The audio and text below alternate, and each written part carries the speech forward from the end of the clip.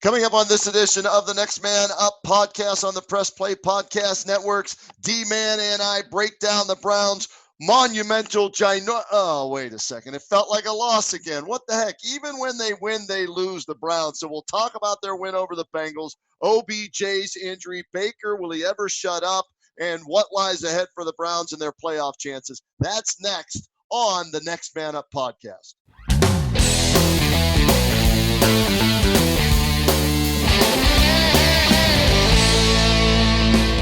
And welcome to another edition of the Next Man Up podcast. The Roadman, Kenny Roda with you. The Dman, Dennis Manoloff in the house as well.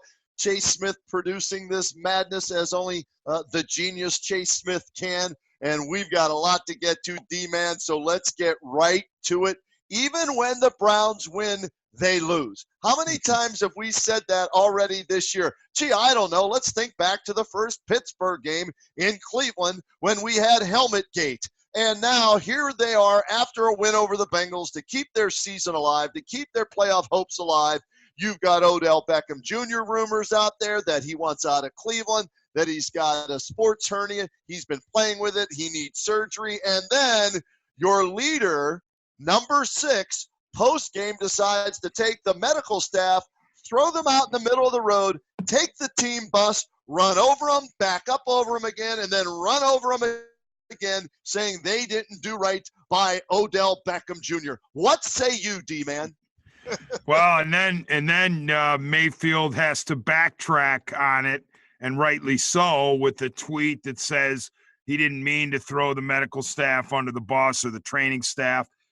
It all stems from this effort to please Odell Beckham Jr. It's like, this is my worst nightmare for the Cleveland Browns, and that is their lives revolve around a wide receiver. Now, they will claim it's all a media creation, it's all media hysteria, it's the media's imagination, but that's really not true. The fact of the matter is, if Odell wanted to quash all of this crap about his perhaps wanting to leave or go somewhere else, he could do it with a very simple, short presser and say, enough is enough. I'm tired of the rumors. I'm going to set it straight once and for all. But he won't do that. He wants to keep his name in the headlines. He wants to keep – it's the passive-aggressive approach.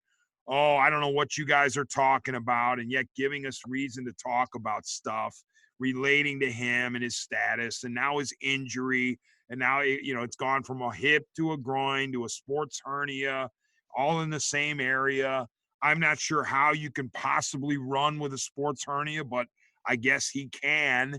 Now you got your quarterback, as you said, playing doctor, then backtracking off of that. It's such a needless thing, especially for a guy who's really not impacting games. Another two reception day for Odell Beckham Jr. So, unfortunately, as you said, the Browns win a game. They win 4 out of 5 to get to 6 and 7. They're mathematically still in the playoff race, and yet I did a post-game show. I'm sure you've heard, it just doesn't feel like this team won a game or has won 4 of 5. It feels like nothing but drama, nothing but controversy, nothing but negativity.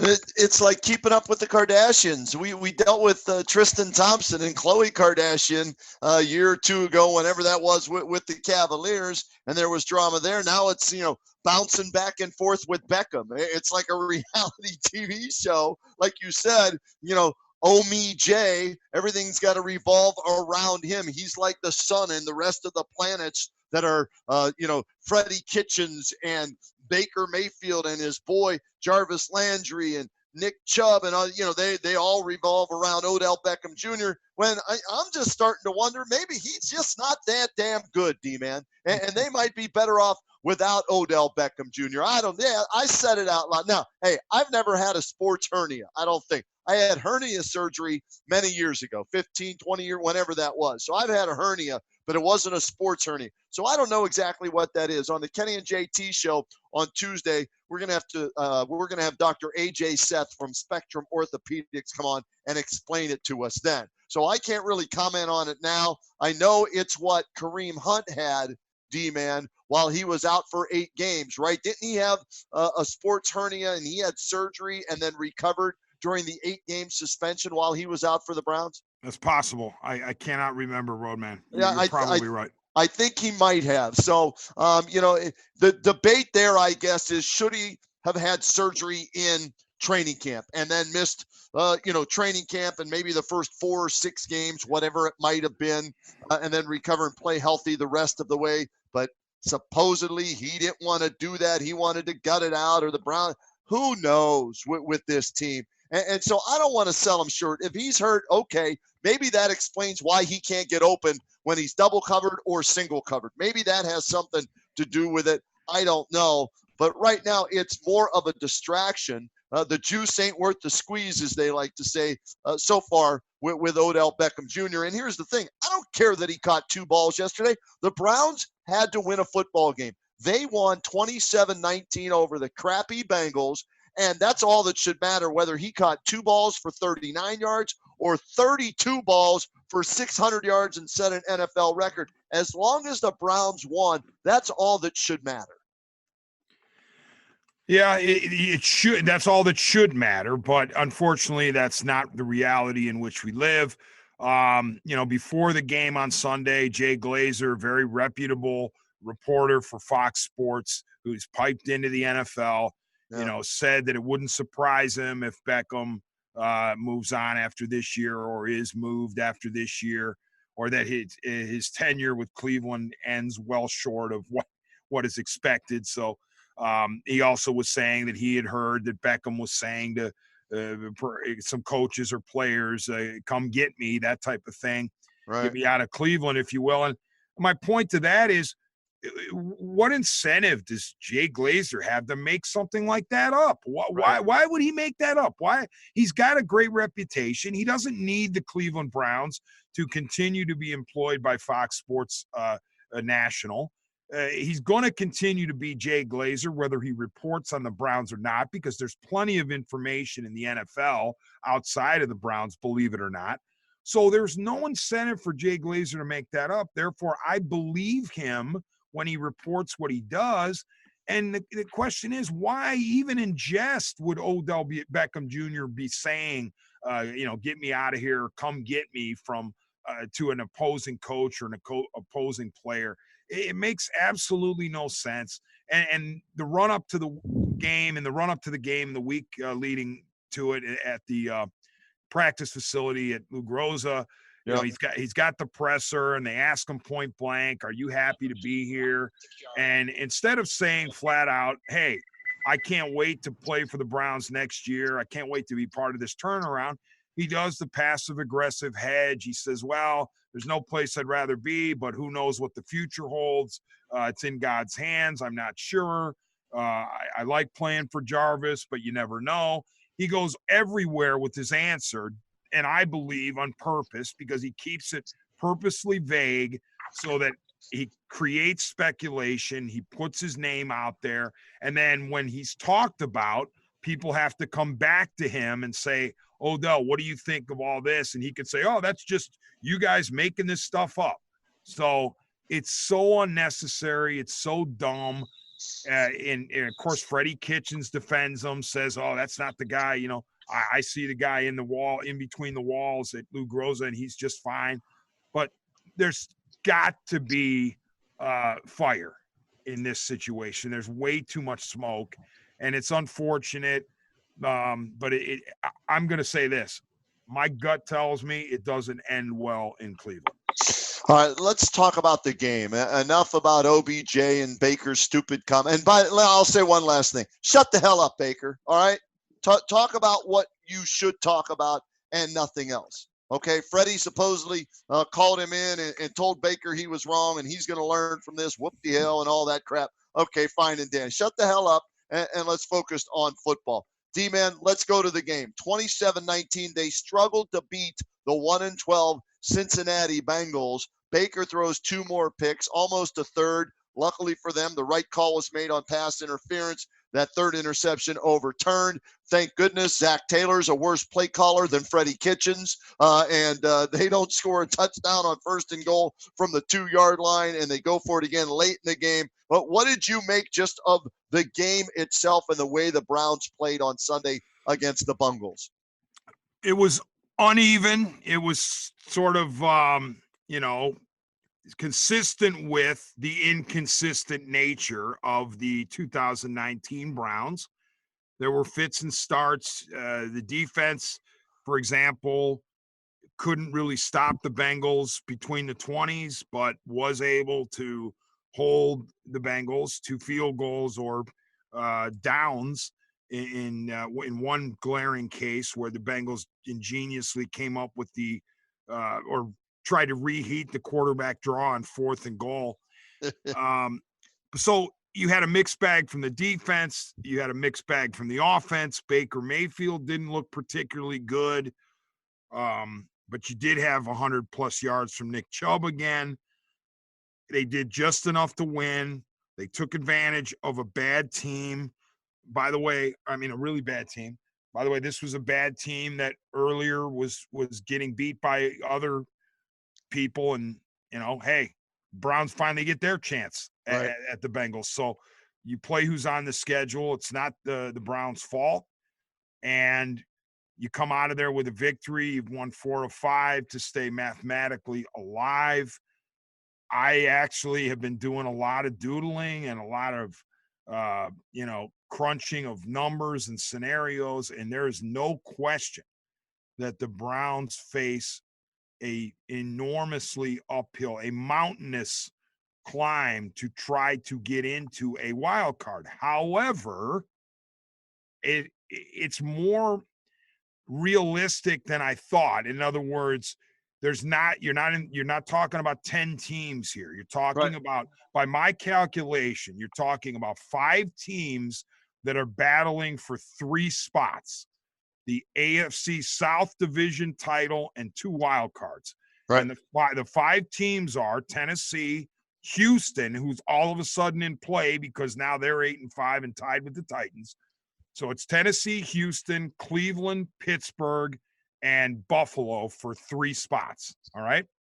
So what I did when I crunched these, and correct me if I'm wrong, Chase can figure out if I'm wrong here, but what I'm seeing as a path, granted, remote, but a path. Number 1, Browns win out. They have to. Yeah. Otherwise, it's the point's moot.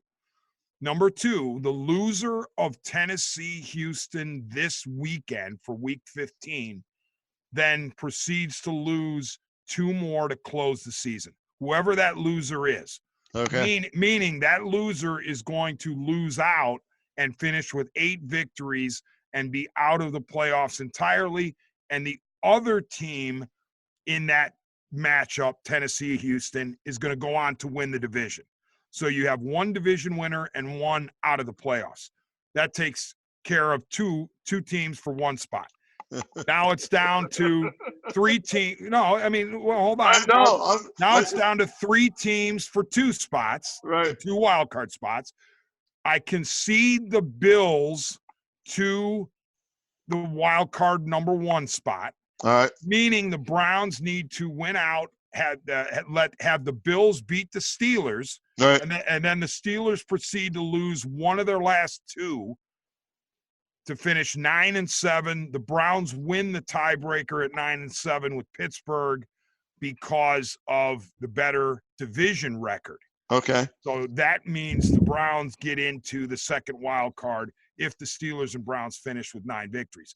Therefore, I think the Browns need to root for the Bills to beat the Steelers this Sunday, and whoever loses Tennessee-Houston to go ahead and lose the final 2 games of the year.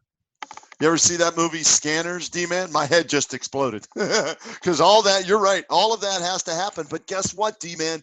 Do you remember? Let's take everybody back, on a trip down memory lane. 2002, final week of the regular season. Mike Vick and the Falcons in town to take on Tim Couch and the Cleveland Browns. The Browns had to win that game and get about as much help as you talked about right there in order to get in the playoffs, and they did. Right now, ESPN has their percentage of getting in the playoffs at 3.6%. Okay? Well, let me just jump in 1 second. I just saw on my Twitter feed Chase quoting me, and I can't believe I said this. What? I do remember saying there is a mountainous, but I didn't remember saying realistic path. Chase, please amend that quote to mathematical path, because realistically, as you said, Roadman, it's less than 4%. So I don't think realism really jumps into the equation here. But it's weird because it's not 10 teams you're talking about if the Browns win out, because I'm almost positive if they win out, they lock out the Raiders and the Colts, no matter what the Raiders and Colts do, because the best the Raiders and Colts can do is 9 wins.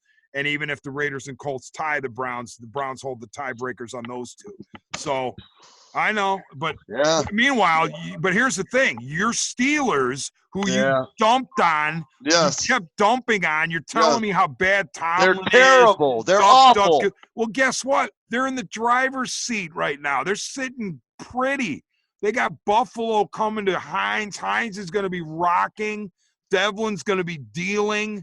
Next thing you know, the Steelers are going to have 9 wins. They're going to go to the Meadowlands, pick up the 10th win, and they're in the wild card after you told me all these bad things about the Steelers. And, oh, by the way, Mike Tomlin, now that he's got 8 wins, what is it, 12 or 13 consecutive non-losing seasons. Right. I mean, how many Super Bowl wins with all that talent? 1. One. That's better than none. I love Mike Tomlin. Yeah, you know what? Come on. Can you hear this? But Roadman, duck, goose, come on, man. Roadman, you're making my point for me, though. And by the way, I can't stand the Steelers, but look at the job that Mike Tomlin has done. He's done what he's working with on offense. I understand. Oh, he's done a nice job. He really has. Okay, and they're going to finish probably with 8 wins, maybe 9, and sneak into the playoffs. I still think they're going to lose 2 out of their last 3. Now, the big game that may not matter is that last game. The Ravens may have the AFC sewn up so they don't have to play Lamar Jackson to get beat up in that final game against the Steelers at home. They can play their backup RG3, and so the Steelers might benefit from that. Dman, they are very inept on offense. Their schedule has benefited them like the Browns right now with who they're playing. And yes, give Duck Dynasty credit because he's come in for that putrid Mason Rudolph, and he won the second half of the Bengals game, he won the Browns game, and he won the game in Arizona at quarterback, and he won against San Diego earlier this year. So the guy's really 4-0, so give him credit out of Sanford and Son College coming into the NFL and doing what he's doing. But I still don't think they're a good team. If they get in the playoffs, they'll get spanked in the first round, but it would be a great season for them, I guess, to build on the future. And that's why the Browns, D-Man, need to get into the playoffs just like the Steelers. Neither of those teams have a chance of winning the Super Bowl this year, right? But to get that playoff experience for these young guys, these players that have never been to the playoffs before, that's why it was so important for the Browns to win on Sunday to keep their playoff hopes alive against the Bengals, and then try and win out and see if they can, possibly sneak in the back door like they did in 2002. Yeah, and it's why because I treasure every NFL season just as I treasure every NBA season, NFL, NHL, whatever. But the NFL especially so because it's such a finite number of games in the regular season. Yep. And it's why I'm in a full grind still about the fact that the Browns went 0-2 against Brandon Allen and Devlin Hodges. If you just split those two, I'm not even asking you to win both those road games, but if you just win one of those 2 road games against those 2 quarterbacks, instead of being 6-7, you're 7-6, and you're so much more alive than just hanging by a thread. And that's why it's unfortunate. That's why I've said all along that if John Dorsey, I'm suspecting John Dorsey's made up his mind about Freddie Kitchens' status by now. I don't think he's going to need to see the final 3 games to change his mind or to make up his mind. I think it's already done, and I'm just guessing. I don't have a source. I'm just trying to read his mind. Right. But I'm guessing that he's already said, all right, I know what I'm going to do here. But if for some reason, well, even if he has, at the end of the season, I'm getting him in front of me. If I'm John Dorsey, I'm getting Freddie Kitchens in front of me going, Freddie, what in the world was going on with 4 specific games? The 2 blowouts, the home blowout in game 1 against the Titans, and of course the 49ers game, and those 2 games against the 3rd, 4th, 5th string, whatever it is, quarterbacks. Why in the world did we lose those games, or even all 4, let alone 3 out of 4, whatnot? So that would be one of the many questions I would have for Kitchens if I were Dorsey, regardless of whether I had my mind made up on Kitchens' status. Dman, were you okay with Nick Chubb 3 carries for 7 yards at halftime on Sunday against the Cincinnati Bengals? No.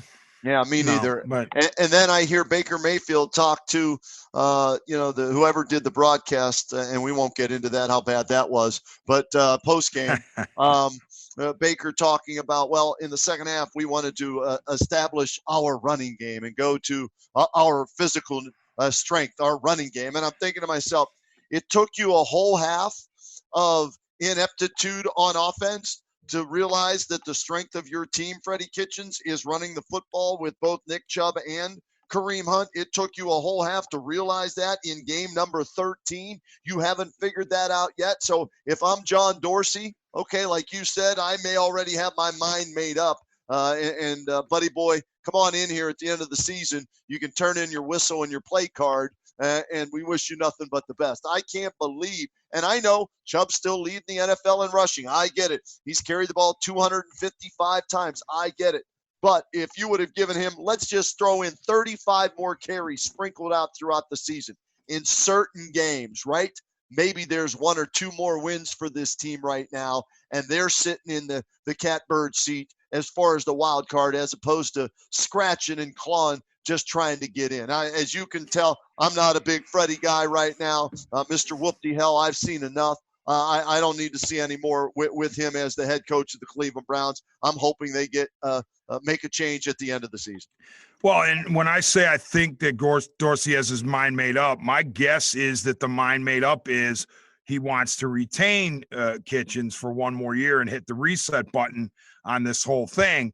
But regardless of who the coach is next year, the Browns are going to have to make a decision about what type of offense they want to run.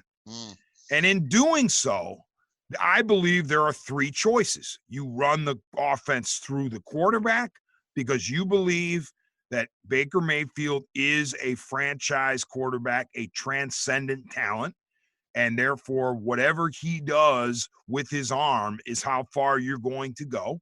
And have you seen anything to make you believe that this year? Certainly not this year. It's been a mixed bag, to say the least. Okay.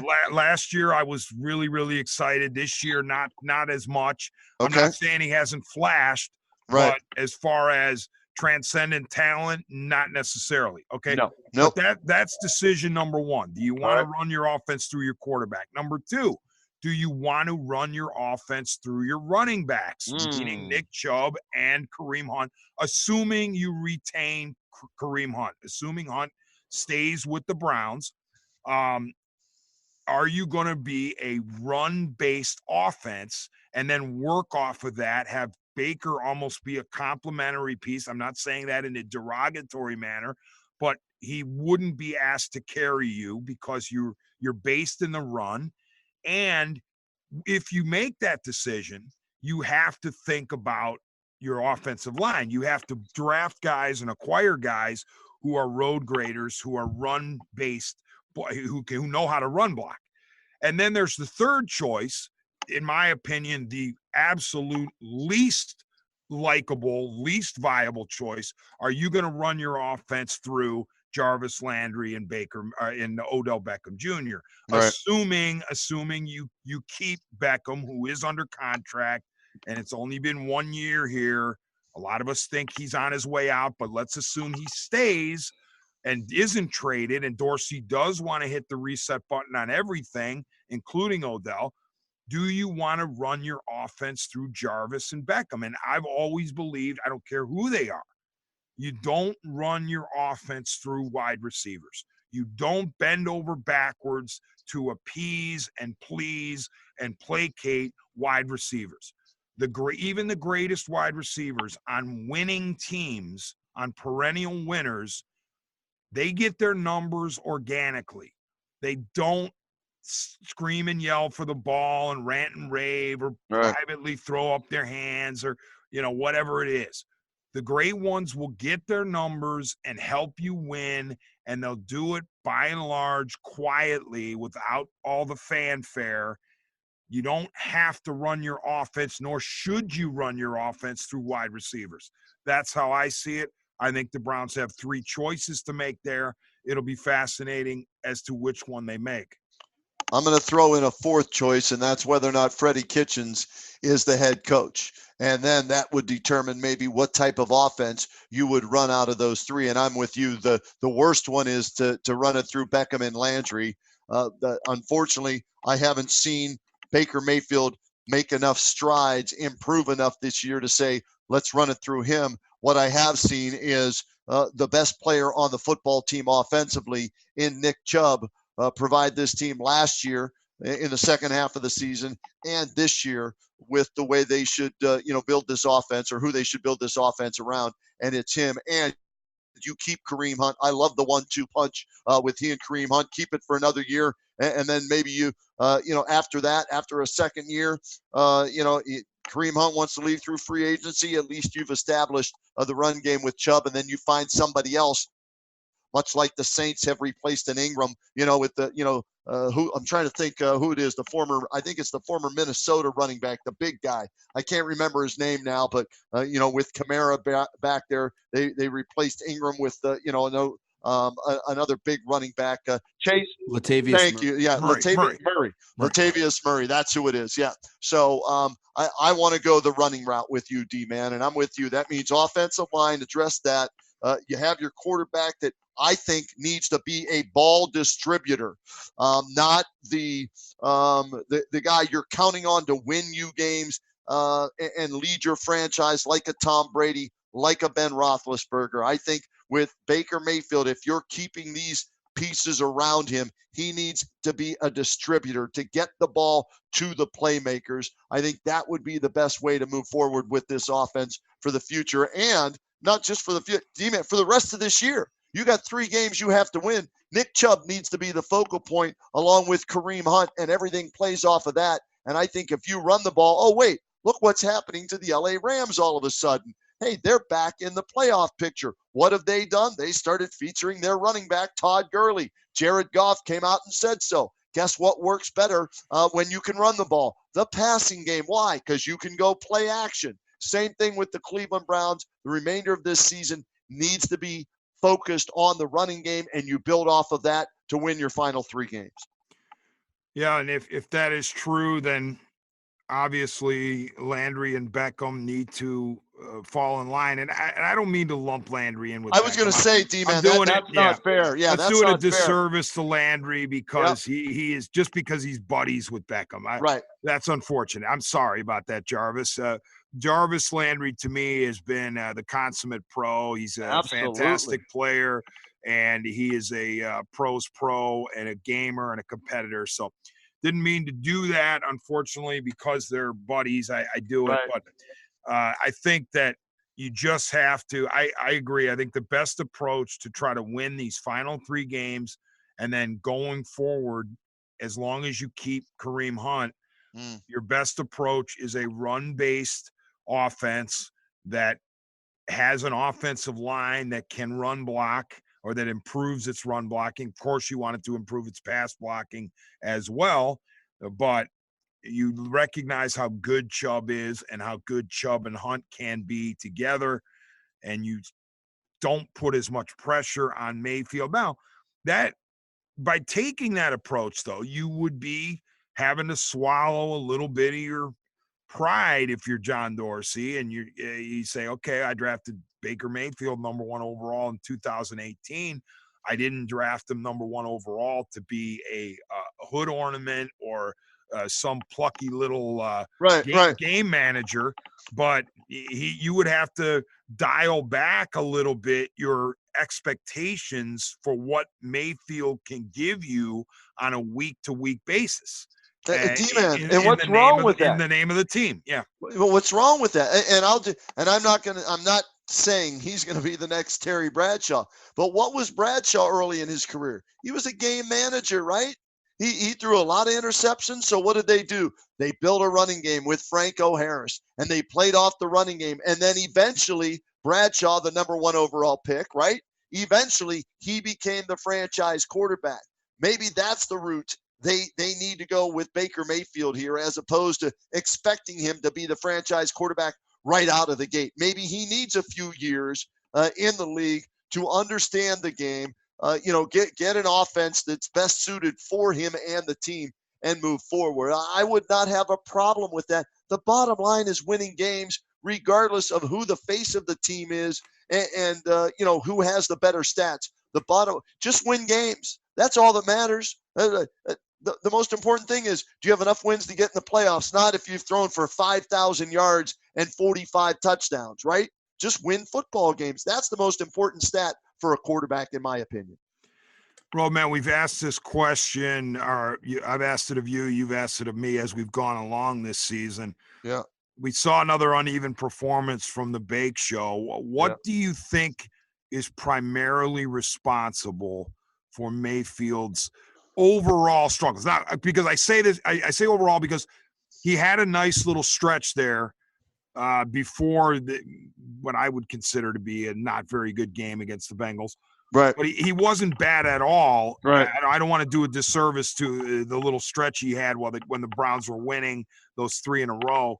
But overall, when you look at the season as a mosaic, what do you think has been the biggest issue for the Bake Show? It's not one thing. It's a combination of things, D-Man. He's been inaccurate this year. He has been affected by poor offensive line play in the pass blocking part of it. Run blocking, they're pretty good. Pass blocking, not so good this year compared. Think about what was the key to that 8-game stretch to close the season last year where I think he was sacked 5 times, D-Man. He had a clean pocket, right? He wasn't pressured. He could survey the field. Teams are changing up their defenses. How many times I've heard, color analysts say, he made the wrong read there. He thought they were in man and they were in zone, or vice versa. So I think it's been a combination of things. You hear about the sophomore slump. Why? Because teams have film on you now. They know your strengths. They know your weaknesses. All right. How do you react to them taking away your strengths and, exposing your weaknesses? He hasn't reacted well. Having said that, I don't think Freddie Kitchens has put him in the best position either. So poor offensive line play, some of it on his part, his inaccuracies in that, as well as Freddie Kitchens. I think all 3 of those things. And the last one I'll add to that list is forcing the ball to please Baker or to please Odell Beckham Jr. I think that has been a major problem with this offense all season long. They've tried to make Odell Beckham Jr. happy, and it's affected the team's offense. They've put a player in front of the entire team, in my opinion. I hear you, Roadman. Listen, I want to finish this up by asking you about the defense. Do you think this defense, given that there is no Myles Garrett and other injuries, is capable of helping the Browns close the season with what would be 4 consecutive victories? So they got to go at Arizona and beat a running quarterback in Kyler Murray. Then they've got to go to Baltimore and beat a running quarterback in Lamar Jackson. And then it's the Bengals. So let's talk about Arizona and Baltimore, right? The defense concerns me because of the lack of pressure on the quarterback. And you've got a rookie in Kyler Murray, first overall pick. You got to pressure the hell. So Wilks, the defensive coordinator, Steve Wilks, got to come up with a way to create pressure. Because right now, the secondary, even though they had a pick six, that was thanks to Andy Dalton. And welcome back as the starting quarterback too, Andy Dalton. Nice job as always. Way to screw things up for the Bengals. The pressure is the one thing I'm worried about the most, D-Man. Can they create enough pressure in the next 2 weeks to beat the Cardinals on the road, traveling across the country on the West Coast, and Lamar Jackson at home against Baltimore? Yeah, it's not going to be easy by any stretch of the imagination. Arizona had opportunities against Pittsburgh. Yes, they did. This past week. And Kyler Murray made some really questionable decisions in the red zone. Why? Because there was pressure. Yeah. Yeah. And I don't see the Browns creating that kind of pressure like Pittsburgh did with Watt and Dupree and company. Do we know, D-Man, if Olivier Vernon's going to be back for this Sunday's game at Arizona? Have you heard anything yet on Vernon? Because they sat him out one more week to try and have him ready for this game coming up in Arizona. Do we know anything yet?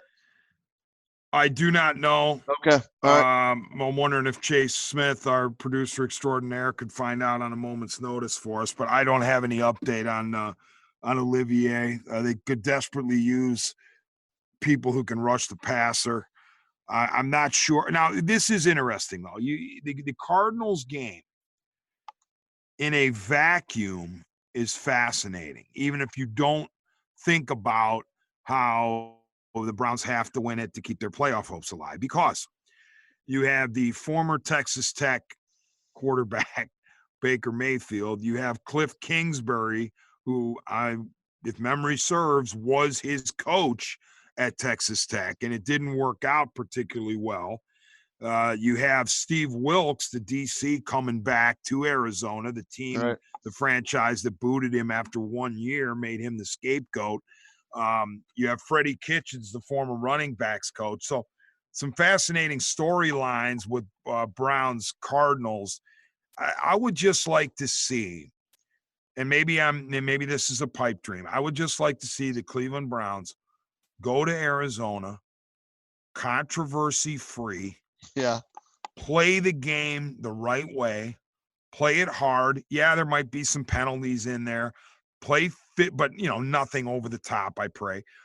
Play physical, compete, have Baker slinging the ball around, sharing the wealth, not worrying about the number on the front of the jersey or the name on the back of the jersey, who's getting the credit, who's not getting the credit. Just go there and play as one to go in and get a victory on the road and get out of there. Again, maybe that's a pipe dream, but that's all I'm hoping for this Sunday. Yeah, well, we'll see if the defense is up to the challenge, and if Freddie realizes that his team is a running team first, and that would open up the passing game, and maybe even open up Odell Beckham Jr. more as well. Any final thoughts, D-Man, before we get out of here tonight? Final thought is what, 3.6%? That's the final thought. That's it, 3.6%. So we'll see if the Browns can, hey, what was it? At least there's a chance. That's it, Dumb and Dumber, right? And that's what this podcast is, the Next Man Up podcast, bringing it to you here on the Press Play Podcast Networks with executive producer Chase Smith. D-Man, we'll do this again next week and see if the Browns' playoff hopes are still alive, all right? You got it, Roadman. Thank you.